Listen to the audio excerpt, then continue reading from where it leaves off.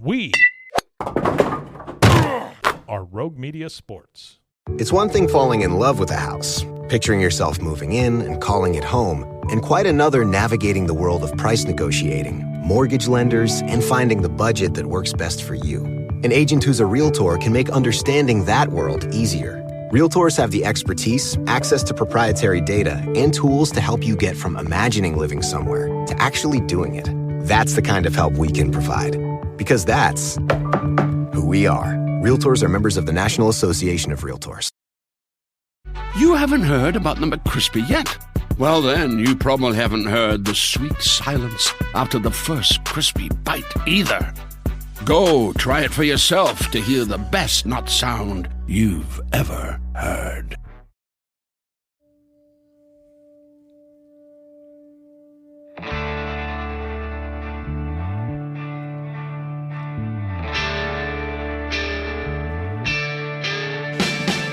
It is the Doomsday Podcast. Ed Werder has joined us up in our palatial suite up on the silver level. Thank you to the Nations, Jim and Sally Nation. And Ed has recorded several pieces for ESPN. And I can't wait to see those, Ed. But it is a... Save the best for last, Omo. Save the best for last. Thank you. Thank you for coming up here. We're taping this just in the aftermath, a couple hours after the Cowboys lose. 28-24, crushing loss for the Cowboys. I mean, it's Ed. It's not a it's not anything to be ashamed about losing to the Vikings, but I think kind of how it came about. What are you talking about? No. I don't think the Vikings are a horrible team. I don't think you're ashamed of losing to the Minnesota Vikings. I know. Well, go ahead if you think that's wrong. You're not ashamed to be Kirk Cousins' first victim. He's 0-7-1 coming into this game on the road against winning teams.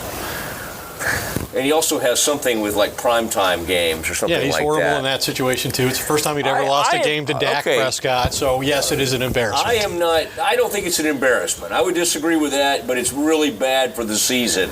And they had a great opportunity to come out here and really build some momentum the rest of the way. And they had a chance for a monumental victory that could have changed the direction of their entire season. They did. And Ed, you were talking about it before you got up here, and I want to look at this. Let's start with this.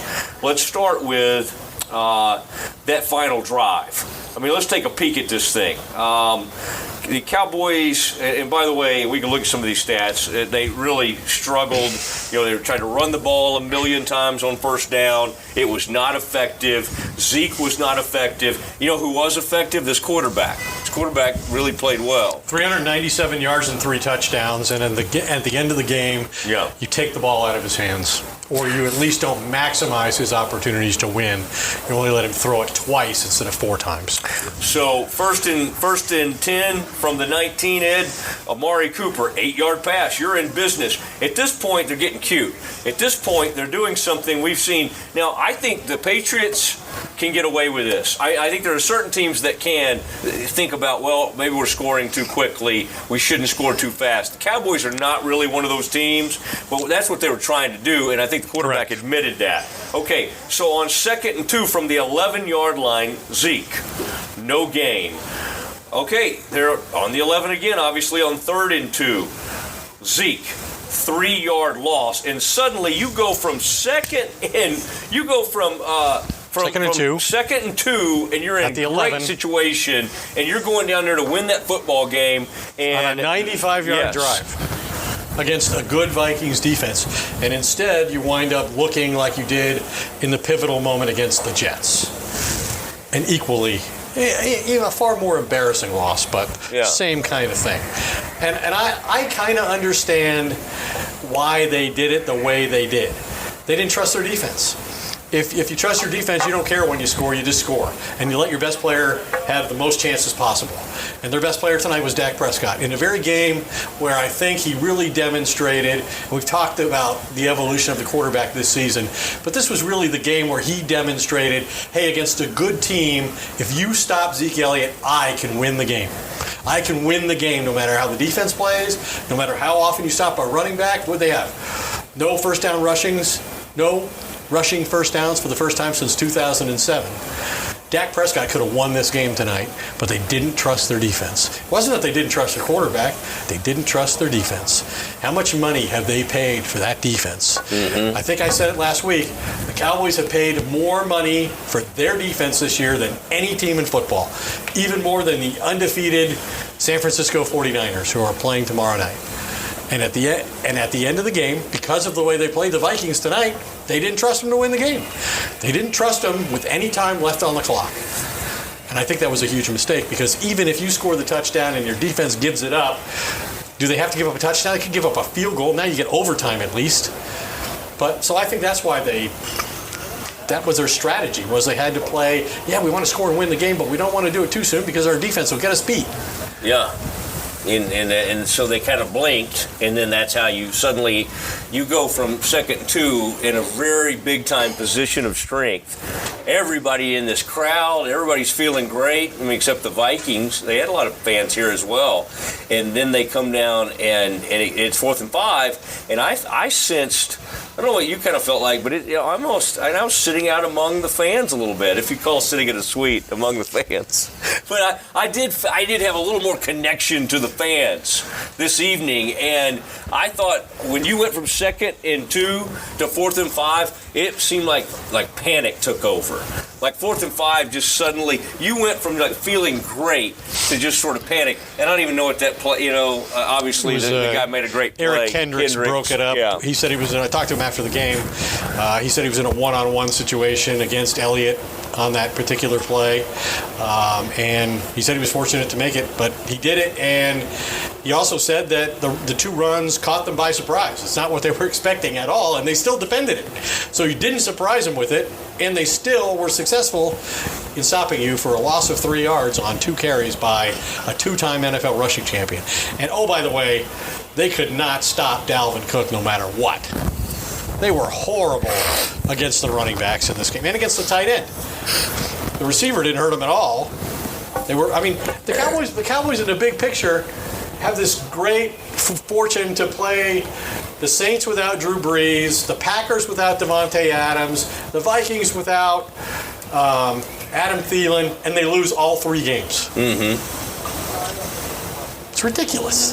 Good teams don't do that. No, I think we maybe have established this isn't a good team, but are we still going to just talk about how they're so supremely gifted and doesn't matter, the unbelievable talent on this team? Doesn't matter if you can't put it together in a way that leads to victories. That's what it's all about. And I think the most revealing statistic of all the ones I've seen is that, when Zeke and Dak were rookies in 2016, this team was 10-0 against non-division opponents. And since then, the last 3 years, they're 10-15. 10-15 against non-division opponents. So against the teams that they don't know as well because they don't play them as often, or the teams that aren't pathetic enough to play in the NFC East, they're actually good teams, the Cowboys don't win against those teams with any kind of regularity. And now their next 2 games are against non-division opponents on the road, and one of them is the defending Super Bowl champions. Yeah. Yeah, it's good luck. Good luck on that deal. And again, maybe they'll look out here and not have Stafford ready to go, as you say. Although they don't seem to take advantage of these things. And we were right before we came on the air. We were talking about 3rd time in franchise history, no first down by rushing for the Cowboys, and they ran it like crazy on first down.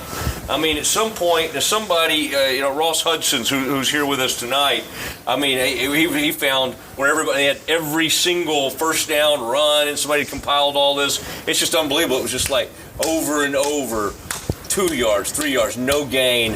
They just continue, and then they never got one rushing. That's almost hard to do. That's you said it's happened 3 times in Cowboys history, right? 3 times in the history of this organization. And let me make that a little worse. The Vikings also played the game without Linval Joseph, who is a defensive their best defensive tackle and their best run player. And the Vikings still stuffed the Cowboys every time they tried to run the ball. What was Zeke's longest run? 6 yards? Yeah, on all those I looked at on first down, he did have a 6-yard run in there. I think in the whole game his longest run was... that Tavon Austin had a 7-yard run in there on the jet sweep. They need to run the ball with Tavon. You know what else is key in the running game?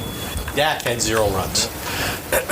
His running has to be a factor. I think I'll find the stat before we're done, but they have a very poor record when Dak has 0 runs since he became the starting quarterback, because that's part of what makes him unique.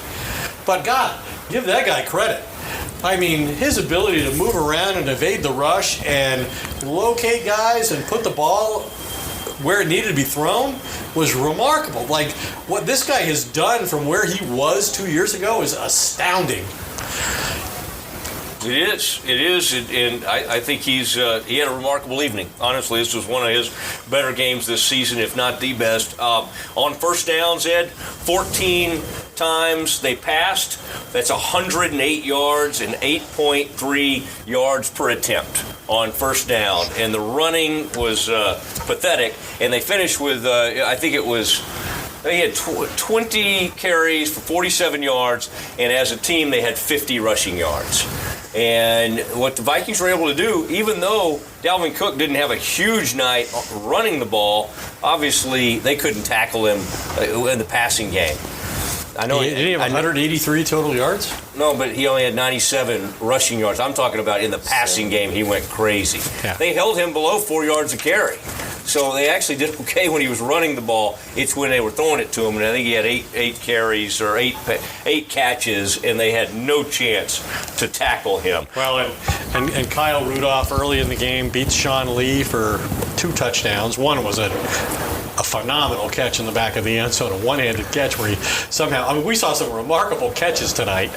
Not only that one, but Randall Cobb's touchdown, Amari Cooper's touchdown, and had 2 others on top of that. I mean, it was a showcase. Amari had a sideline catch that was unbelievable. Showcase for toe-tapping catches out there tonight. There must have been 6 or 8 of them.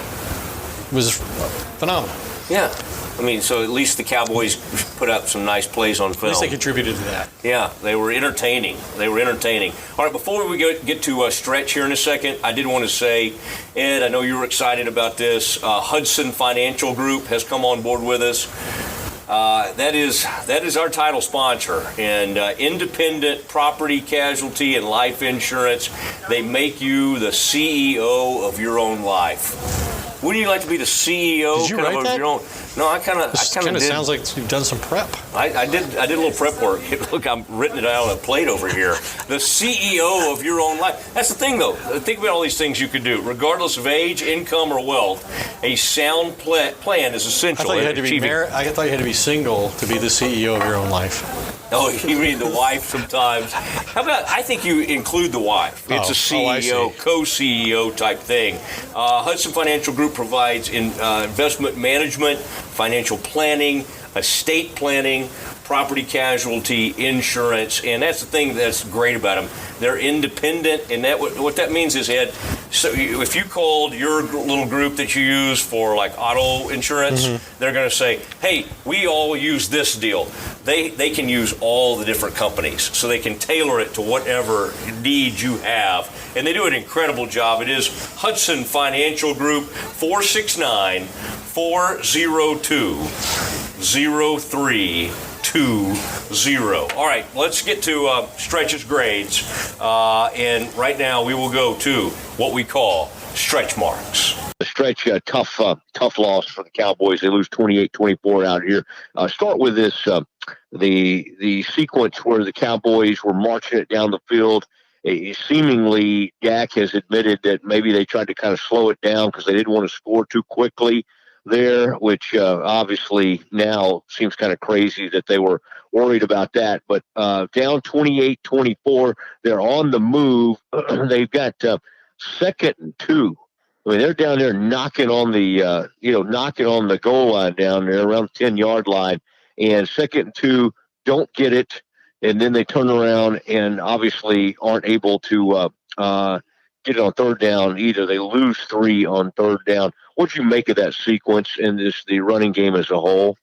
Well, as a sequence, it happened all night. I mean, and the best way for me to explain it to you, Matt, is when you have 5 offensive linemen, 1 tight end, and you are trying to run the football against a 7-man box, you're not going to have any success.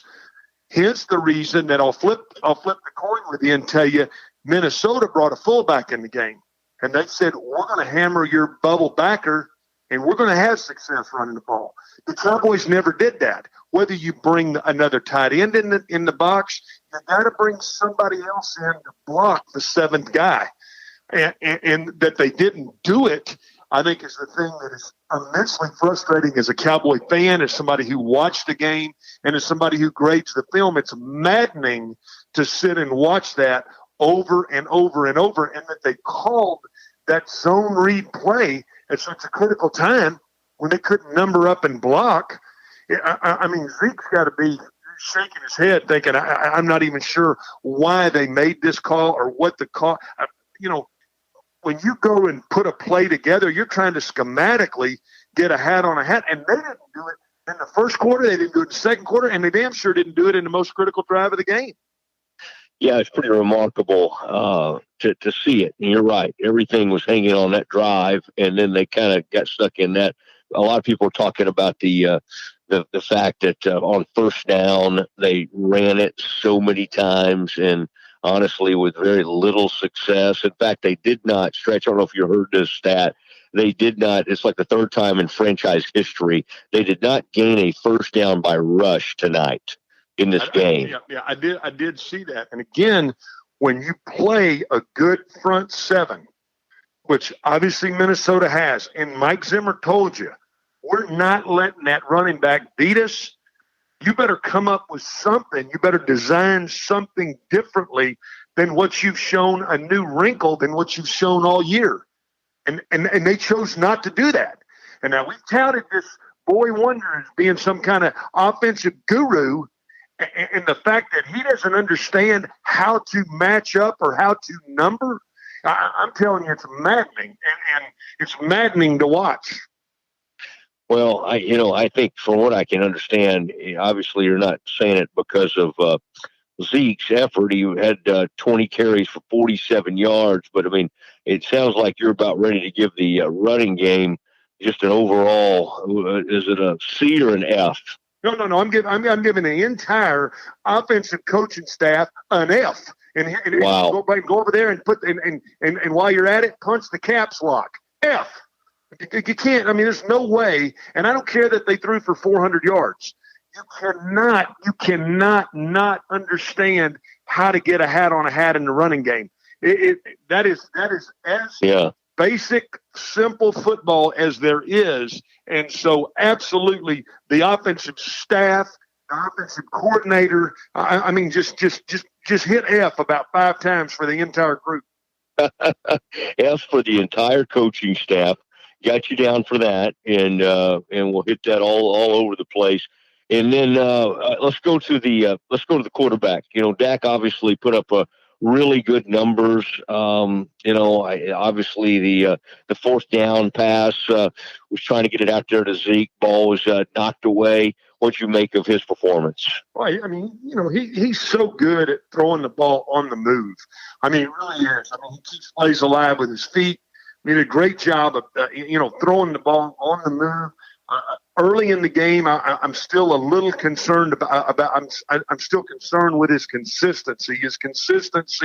Early, he almost threw a pick on that hitch that could have made the game 21-0 right there. But he continues to battle, and the fact that he move his feet, he can do those things that extends plays. That's what makes him so dangerous. So, I have to give him an overall B+ for tonight. Although he started about as slow as you could start, he picked it up at the end of the game. And even that final pass, I hated the call. I hated that they ran that into the boundary. I mean, but still, the throw was there. The linebacker makes an unbelievable play and gets a tip on the ball. But grading the quarterback, you got to give him a B+, and his ability to keep plays alive is what makes him so dangerous. All right, B+ for the quarterback. Wide receivers, get 2 wide receivers go for over 100 yards. We'll throw the tight ends in as well. Jarwin seems like every time, and they only give him about 1 target a game, but every time he touches it, he makes a pretty big play. What'd you make of that whole unit? Yeah, they're just a really good when they're on their game, when it's Cobb and Gallup and Cooper and they're on their game. I mean, they are really good route runners. They do a great job of handling the football. Obviously, Cooper, made some incredible catches, great awareness of where he's at on the field. The tight ends did a good job, nice job of blocking. So overall, a B+ for that entire group. All right, B+ is all around there for the receivers, tight ends, and the quarterback. Offensive line, you already mentioned them. You thought they held up. Dak did take some hits in that first half. What did you think about the overall performance of the offensive line? Well, I thought they pass protected pretty well. I mean, you got to remember. I mean, Mike Zimmer's he throws a lot of different looks at you, a lot of different blitzes. They're going to hit the quarterback. They do a great job with their front seven, but I thought overall the offensive line played pretty well, protected pretty well from a pass game standpoint, and overall they gave you a B effort. Again, all things considering the fact that they were just out schemed from a running game standpoint. You can't knock the players or the effort of the players when you're and you don't want to confuse it with what's going on schematically or the lack of what was going on schematically with the run game. All right, we saw Dalvin Cook on the other side of the ball, the excellent running back from Minnesota. They held up actually against him okay on the run. He averaged under 4 yards a carry, but he just killed them in the passing game. And he got out there and made huge plays and just kind of shredded them so many times. I think he had eight catches, and he was just in the open field all night. Let's start with that secondary. What did you make of their performance? Yeah, I like Thompson. I do like Thompson and Woods. I like Thompson in the game over Heath. I understand the concern for the secondary coach is that will he make the right checks and will he be able to make the right checks? So I certainly like the safeties. The corners, the corners are bad, guys. We have talked about this all year. I'm not going to sugarcoat it at all. They aren't worth the deputy dog. You know what? They're terrible. And both of them. Awuzie tonight, literally, Diggs hits the brake and Awuzie just kind of stumbles by him like he's never seen a receiver hit the brakes before. It is a painful watch for these corners. So I'm going to grade them differently. I thought that the safeties gave you a really good effort, and I given the safeties a B. But these corners, they just hit the F button again. These two corners, wow. These two corners are not good, guys. And I'm not even gonna candy coat it anymore. Awuzie, and Byron Jones, they're the drizzling craps. I'm almost done watching them. They're painful to watch. That's a rough deal there. All right, the F button has been pushed again on those cornerbacks. That's tough. And that drizzling, whatever you said, that's a rough image. Linebackers, Van Der Esch left. He came back, so he's back in there tonight. Jalen doing his thing, and then obviously Sean Lee. What'd you make of that group? Well, and I like Jalen a lot. They got led up on tonight, and when I say led up on, Minnesota did put a fullback in the game, and wow, is that some novel idea? And run it to the ball backer side, and boy, I'm talking about real cutting edge football. Let's kick the 5 technique out. Let's block the 1, and let's lead the fullback up on the linebacker. And I'm talking about, boy, we are talking about absolute cutting edge football. But linebackers wise, when we think about it, that they got their scheme didn't help them any what they were doing tonight and how they were doing it. I like Jalen Smith. I don't think Van Der Esch is still healthy. He looked still a little beat up to me. And quite frankly, guys, I love Sean Lee, but tonight, him trying to cook and him trying to stay with Cook and even in the screen game, read and recognizing and how fast he can do things. He looks like he's on the downhill side of his productivity, his speed, his lack of speed. So they got exposed, as a linebacking group tonight. And I'm going to give them a C- at best. Okay. Defensive line, Cowboys only end up with the 1 sack. I think you might have mentioned it earlier that, Quinn was the one who got in there and got that one.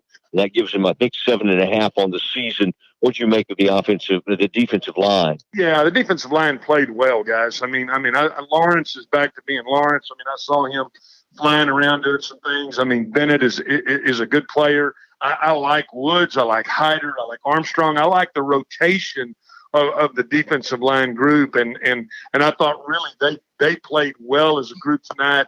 I'm going to give them a B+. They really did a nice job, even though they only got the one sack.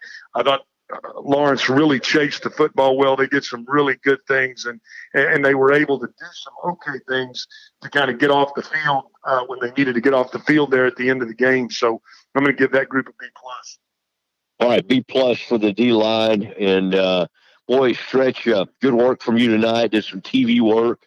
You should see it. Werder, we can see him from this beautiful suite up here on the silver level. Werder's still down there taping segments. He appears to be angry. Some youngsters ran behind his shot a second ago. They're out there running around at the goal line. I don't think he's happy. I don't think he's real pleased with this. He's looking at him right now like he may have to bark at him. But I heard that yawn in the middle of my segment, so I hope you're able to kind of hang on tonight and make it through. You know what? I heard that too. But you know who that was? I promise you that wasn't me. That was Frito. I thought the same thing. I said, who just did that? It had to be Frito. It had to be Frito. Turn Frito's mic off and tell him I'm sorry we're bothering him tonight. Didn't mean to bother you. I promise you it wasn't me. I heard the same thing, and I was like, sound like he was shifted in that 14th gear, and that Peterbilt he's driving. I didn't mean to bother him tonight. He's got a new apartment. He's loving it, man. He gets it real cold in there, and he gets kind of active. Okay. It'd help him to take his ass to bed a little earlier. Okay. Appreciate you. Glenn Stretch Smith with Stretch Marks. All right, there he was. And Ed, I know you were down there doing all the TV work. You'll be pleased to know F's were given. F's were given to the cornerbacks. F's were given to the coaching staff. F. Stretch was very upset, and he used some adult language as he was giving his grades tonight. Well, it's very mature of him. That's what we expect on this podcast. He did. No, it wasn't too bad. But there was one drizzling. There was something he said it'll blow you away when you listen to it tomorrow. So you need to check that out. But now I'll say this. One point he made I thought was a good one. He thinks that the Vikings, and we know Zimmer really well because we've known him forever, but he thinks they just absolutely lined up. He thinks the coaches out-schemed the Cowboys. And he's not usually somebody who gets after the coaches that much, but he thinks even just a very novel concept. Did you see what they did with their fullback? When they got down there on the goal line, when they needed to have a first down, guess how many first downs Dalvin Cook had? We talked about how maybe he didn't have 100 yards rushing. He only had 97 yards rushing. 9. He had 9 runs that went for first downs. You know what they did? They lined up in the I formation, and they put a fullback out there, and he went and knocked out the linebacker. That's how the Cowboys started the game. That's the look they started the game with. Did they stay with it ever? No. Did they ever come back to it? But Zim's whole thing, I don't know if they got out-schemed, but Zim's whole thing is, because I talked to him last week, I covered the Kansas City game, and he talked about that this offense is now exactly what he envisioned it being, which is built around the running back, Dalvin Cook, built around using the screen game, using play action, misdirection, taking the pressure off the quarterback. He understands that Kirk Cousins is not going to dominate opponents from week to week, even though he has 2 great receivers. Only had one of them tonight, and a good tight end. So they feature the running back, and they used it exceptionally well tonight in both phases, to the detriment of the Cowboy linebackers. I mean, everybody came into the season thinking the Cowboys had maybe the greatest pair of young linebackers in football. I don't think Leighton Vander Esch and Jalen Smith and Sean Lee are getting it done. Certainly didn't look like it. And when Dalvin Cook was out in the open field and just kind of running over everybody, either they weren't getting off blocks, missing tackles.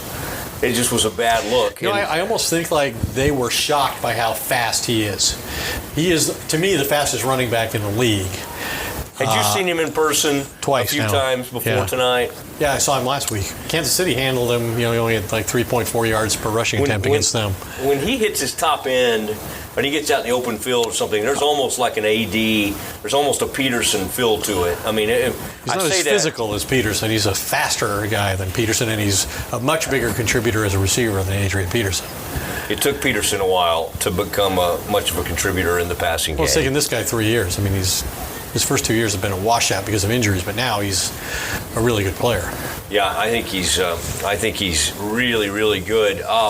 Ed, let's look at a little bit at the defensive side of the ball. You made the point that the Cowboys certainly didn't trust the defense when the game was on the line, and maybe that was the reason they were trying to, not score as quickly. Which, again, for this team, I don't know. I don't know if you have the luxury of doing that. I know teams that maybe do, but they were not wanting that team. They don't think about that. You just talked about Cousins. Think about the fear. At that point, it is the fear of Cousins. It's not the fear of Dalvin Cook. It's the fear of Cousins throwing to Dalvin Cook. Yeah, I mean, he can't. Maybe they could just throw a little swing pass to him, but it is Cousins, and this play illustrates it to me. The play to Diggs that he made a nice catch. Did you see Awuzie just kind of come flailing? Never looked back for the ball. There's just these cornerbacks, and one of them went to the Pro Bowl, and we're supposed to believe is some kind of all-pro type player, but he certainly doesn't look like it. I mean, I just don't. This Byron Jones doesn't do much for me. I mean, how many games has he gone without an interception? It's been forever. That's the thing. I mean, we kind of thought, based on the last two games, that the Cowboys' defense was kind of coming around. They're starting to contribute. They're starting to cause some turnovers. They had 7 turnovers in the previous 2 games that the Cowboys won both of those. Tonight, they didn't help. They created nothing on defense. They had 1 sack against Kirk Cousins. They didn't intercept him. I don't think they got a turnover, did they? No turnovers. None. They had 4 2 weeks ago and 3 last week, and none tonight. Their defense doesn't contribute, they lose. And tonight they had to play on offense, they had to call plays with a fear of their own defense. Yeah, and the offense didn't, obviously. This is a team that we talk about, the DNA of it is built on this power running game, and it just wasn't there. Well, the other personality this team has shown is, and it came into play again tonight, was they get behind early. Right? They're down 14 early in the game again. Garrett goes for a long field goal. Brett Maher misses it. Now the Vikings are starting their first possession at midfield, and they score a touchdown on that. They score another touchdown. You're down 14-0. The Cowboys are horrible in terms of overcoming 14-0 deficits, although they made this one up. They actually had a lead in the game after being down 14-0. But their inability to start games off well has plagued them multiple times. After the first 3 games, ever since then, they're one of the worst teams in the league in what they do. Now you're right, they kind of fought back quickly tonight and at least had it within 17-14 at half. They're right there. But to have that game kind of right there in their grasp and looking like all the world, like Dak's going to lead that thing down. Again, if they scored too quickly, Minnesota was going to have some time, but score. But we thought they were going to at least go down there and have a good shot. The bigger problem comes if you don't score. Because if you don't score, you're not going to win. What was the 4th and 5 play? It was a throw to. I know. I'm questioning it. I'm not saying like what I get what it looked like, but I mean, what did you make of that? Because it was just kind of a. I don't know. I didn't get the whole, other than what we said about the defense. I mean, Dak. I think they just had this chance for this monumental accomplishment tonight. If they drive 95 yards in the last 5 minutes and win this game with their quarterback throwing 4 touchdown passes and for 400 yards, I mean, everybody looks at this team completely differently, and they feel differently themselves. So they get off their own goal line. Prescott goes 6 for 7 for 79 yards. And then they run Elliott twice for -3, and then he throws incomplete, and effectively the game's over. It was. I got to say, as much as I question that, and it's fair to do so, question Kellen Moore's play calling. I think one of those plays was an RPO where Dak basically decides who gets the ball, right? And we all believe Dak has the ability now to check out of plays, to throw if he thinks the numbers are to his benefit. In his fourth season, that should be the situation. And while I think you can criticize Kellen Moore and Jason Garrett, John Kitten, and everybody on the offensive staff for this, they also created the platform for all the success that Dak Prescott is experiencing this year. It's just unfortunate they didn't let him decide the outcome of the game. Because he was the dominant figure in the game. And, one of the coolest plays, you saw this, I know you've been out here all day, Ed, but you saw the play where, and Lamar Jackson does so many fun things, but you saw that option play. It looked like the old Oklahoma, and RG3 goes in there and is like playing the role of the tailback. There were 3 Heisman winners in that backfield. RG3 and Lamar Jackson.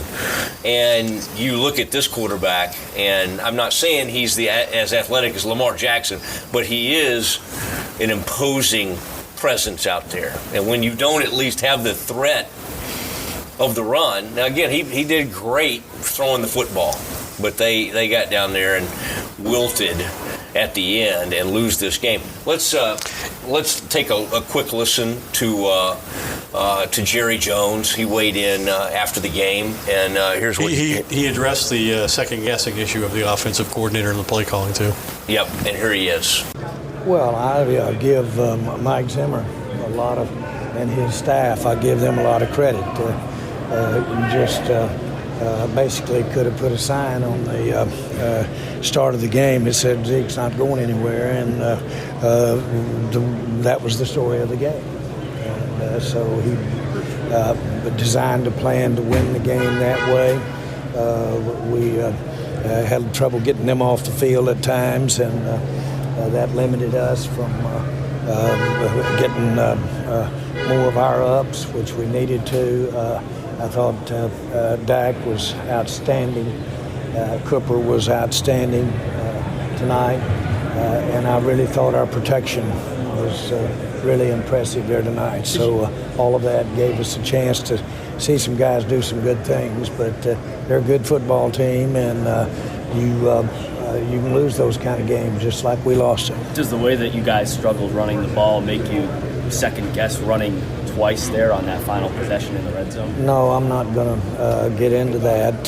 Since it didn't work, I'd like to have, we'd all like to have that back, but you got to keep trying, and again, like you say, you had it down there, and to their credit, they had it down to where you either make your makes or they got the ball game. But they were in position all night long to win that game. We were having to come back and get up there to where we had a shot all day long. And so at the end of the day, the game, I haven't looked at the total on the stats, but I know this from the standpoint of the plan. They seem like they were able to move their ball more assuredly than I would have expected. How concerned are you with missed tackles? I mean, it seemed like Dalvin Cook was breaking tackles all night. How much is that concerning? Because it's not the first time that teams have been running the ball well against you. Well, I just think I do, and I think we can give him a lot of the credit for a lot of those missed tackles. Those are some good linebackers bouncing off, making some of those plays. But still, all in all, they had a good game plan there. They did their screens, did that routes out of the backfield, got him the ball real good. And again, I thought they came in with a good plan that won the day for us. We have really a top team, and this one is we're going to have to get over it. We're sitting here tied with Philadelphia in the division now, and we're going to have to play these kind of games to get where we want to be this year. In no way do I see our team one that we just played a well-coached team. We played a good team, played a good personnel team, and their quarterback had a good night. Didn't have as good a night, I didn't think, as ours, but he won. But that's not in any way to diminish how well Dak played. Regarding where you are in the conference and division, how much of this is a standings setback? Well, I think we know Philadelphia is coming, and we know the caliber of the players that we're playing. And so from the standpoint of numbers, from the standpoint of where you stand, this was a big game for us, and it's going to make it that much harder to get where we want to go. But make no mistake about it, Zim and Vikings had everything to say about this tonight. They ran the ball 10 consecutive times in that quarter. How much are you doing? Well, again, that is, and you just knew when we were down there for our last two offensive plays, we didn't want to give them the ball back. That probably influenced the way they'd moved the ball all night, especially running it, although they were running out of time. But still, I'm sure it might have influenced what we were doing down there to get the time off the clock. I don't want to know. I haven't talked. I mean, I do want to know, but I haven't talked to the coaches. This team, the Vikings, is in the playoff picture as it stands right now. Does it concern you that your team hasn't beaten a team that's in that playoff picture yet this season? No, I'm concerned just because we played a good team tonight. It had been a big win for us. Even though we're at home, it would have been a big win for us to get this win, and especially to come back and do it with a lot of good performances we had tonight. But we were short, and that means we've got a bigger challenge now for these next 7 ball games. Do you feel the Vikings were the more physical team, and if so, how rare is that for you guys who are still up front so strong to face a team to get out physical? Well, I was impressed with how they were able to run the ball, and we know you got to be physical to get that done, and I thought they did a real good job of getting out in space, getting their runners out in space, and did a real good job there. So I was very impressed, and as we all know, running the ball, being physical, that takes a lot out of it, the opposing team, but for our team to stay and fight and come back and compete the way they did in the face of a team that was doing a pretty good job on us physically, impressed me with our team. But of course, all of that stuff is not as important as the win. I'm sad that we didn't get the win. We've challenged ourselves here. Obviously, winning the division is the best way to get to the playoffs. Do you think that this is the only way for your team now to get to the playoffs? I don't know. I just haven't looked at all the scores today, and I haven't looked at any of that. And it's early. It's early, I think, for me to say that's the only way, or not the only way, is to win the division. But you've got to play teams like Minnesota. We've got some teams coming up that will get out there and compete with Minnesota, as you know, between Chicago and Detroit. And they play the same different makeup, but the same kind of challenges. And we've got to go on the road and do some of those. And so this was one that we'd like to have won for all of those reasons. Okay, guys. Jerry, with the slow starts, how much do you put that blame on for why you guys are in the situation you are right now? Tonight we slow started because they were able to physically take the ball. They had a short field the first time, which I don't disagree with trying to field goal, but then they just drove it right down on their second possession and drove it right down. That'll slow start you. That's a lot more concerning than a slow start. And when they can do that and use that kind of physicalness to get it done, then that put a lot of demand on what Dak and our receivers and frankly our protection was able to do. But there's no question that the entire thing was designed to stop Zeke. Amari's work on the sideline. Yeah. How do you describe that? Well, I think it's to use it, and I will use that word in a loss, brilliant. I think his skills there to judge, see, adjust, to get those sidelines, yet get open, get the space that it takes to get it open. But I frankly was just as impressed with Dak's throwing tonight. And I thought Dak threw some outstanding passes to allow Cooper and the others to really make some of those kinds of plays. And Dak was on his passing game tonight about as well as I can ever remember. Are you surprised that in some of these games where they didn't have Drew Brees for the Saints, tonight they didn't have Thielen, that you guys weren't able to you guys are relatively healthy, not being able to beat those teams without some key players like that? Well, when I look at the makeup of teams that we play, we probably, if they had been available when we were drafting, we'd have probably drafted them. Or if we hadn't drafted the guy we drafted, we'd have probably drafted those. Every team we line up out there, we probably wanted about 30 of them to be Cowboys. They all got players. Right.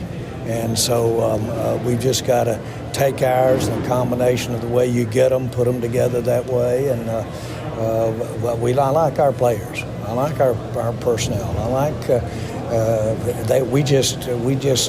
that was a good win for them out here tonight. Be at our away for them, home for us, and disappointing. We'll have to pay for this one, and hopefully it won't be terminal.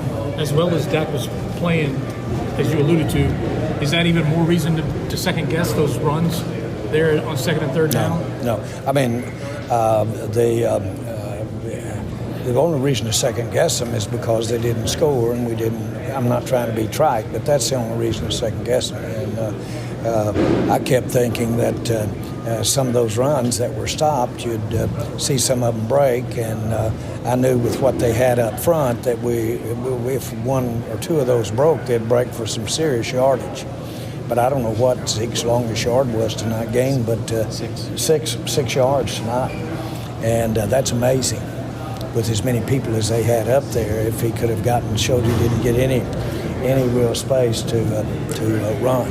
But Dak came in, Amari and Gallup, and of course Cobb, and those guys, really the whole receiving group made up for it, and I thought really did a good account of themselves. But all has a cloud over when you don't get that win. When the ball's in the air. This story for me was about how well the Vikings played, how they were able to do what we did best, confront it and basically move the ball on our defense the way they did. That was impressive and shows me that they've got a good team. They've got a good team, and their quarterback did enough to basically keep us from having too many stops. I don't know how many stops we get in the first half. Two?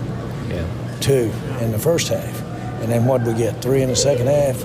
Might have been a total of 3. So my whole point is that you've dealt yourself up a tall order when you can't stop them better than that. When the ball's in the air at the very end there, Dak puts it up. What are you thinking? What's going through your mind? You still think you have a chance at that point? Well, you know the odds on those. And so, but I was, I was glad. I was just, like we all were, sick when we were down there, second and goal. And sitting there thinking about don't run too much clock off. We all thinking the same thing. Right. And here we need a lot more than clock, or not to have clock. Sure. Score. Thanks, guys. Thank you. All right, there was Jerry with his post-game remarks, and Ed, in our final remarks, let's discuss real quick what the Cowboys have coming up. They got Detroit on the road. They have to go to New England. I mean, this thing does not get any easier. They at least obviously have to have a split there. Philly's got New England coming up, and so Philly and the Cowboys tied now. But this team just does not feel like it's headed anywhere. Now, interestingly, what you said, if they had a score on that last drive and win the game, we'd have a completely different. But that's the way the NFL works.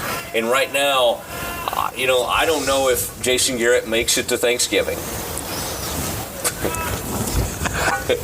Maybe that's why he's still on the field now. That's right. He's out there now. Now I do think he'll make it to Thanksgiving, but I think the people that are dying for him to get fired were, this was the result they needed tonight. The problem for the Cowboys from this point forward is they probably have to win the division to get in the playoffs, because every other division leader has at least 2 more victories than them, and some have 3 or more. So the safest way to get into the postseason for them is to beat out Philadelphia. But if you look at the comparative schedules of the two teams, the Cowboys have the far more daunting schedule than do the Eagles. So them achieving their goal stated clearly before the season of taking the next step seems to be in quite a bit of jeopardy. And there's no more like trade deadline with this team. There seems to be always, well, what could they do? Who could they sign? Well, that's already passed. So there's really no reinforcements. There's nobody. Who are they missing tonight? They're not missing anybody. That's what I'm saying. There's nobody. You can blame. That one game. Who do they have on IR of any consequence? Nobody. They've had their whole team all year. Crawford. That's it. Okay. Well, they replaced him with Michael Bennett. And how's that working out? For the most part, other than the game against the Jets, they've had all of their most important players all year long. You see all these other teams that have lost their quarterback. They keep winning. They lose their running back. They keep winning. Not the Cowboys. They have perfect attendance, and they still can't pull it off. Yeah. Even at home against the guy who never wins on the road. They are a contender only because they play in a weak division.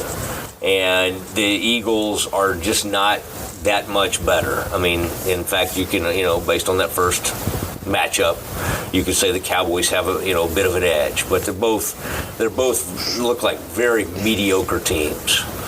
And if the Cowboys don't make the playoffs, there is no scenario where this coach comes back. So say you. Well, you think there would be a scenario? Why would you ever trust Jerry to follow through on something he said? Well, that's a good point. Maybe I shouldn't. But I think that's where it would head.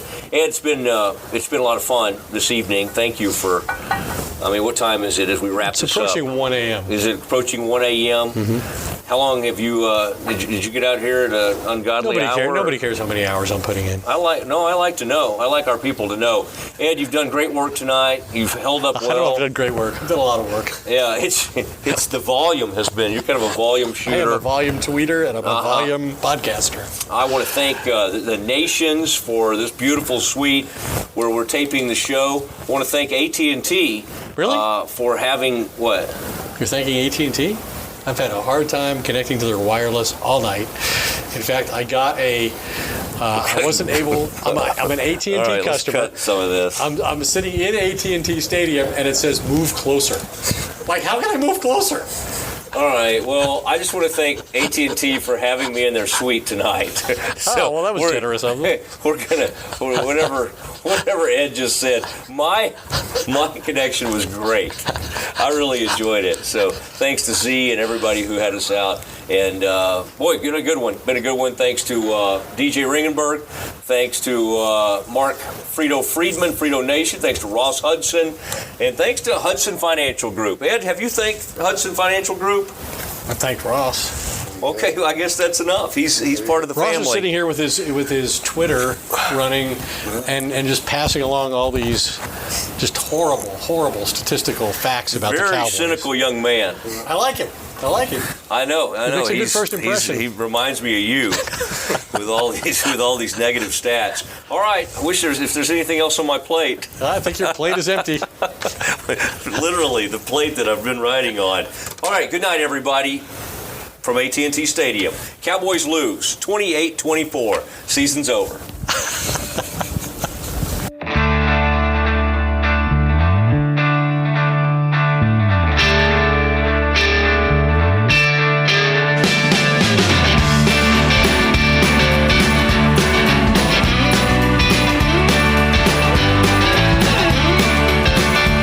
Well, Christmas lights are shining, stockings have been hung.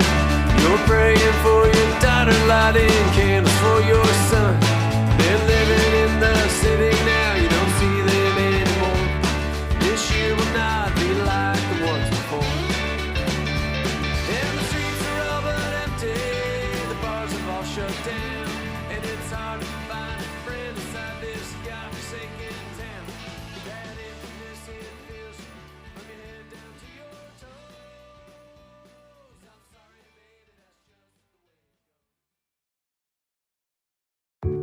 There are any number of reasons you might consider selling your home.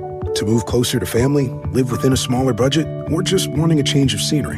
Whatever your reasons, having to figure out all the various housing market trends in your area may not be what you signed up for.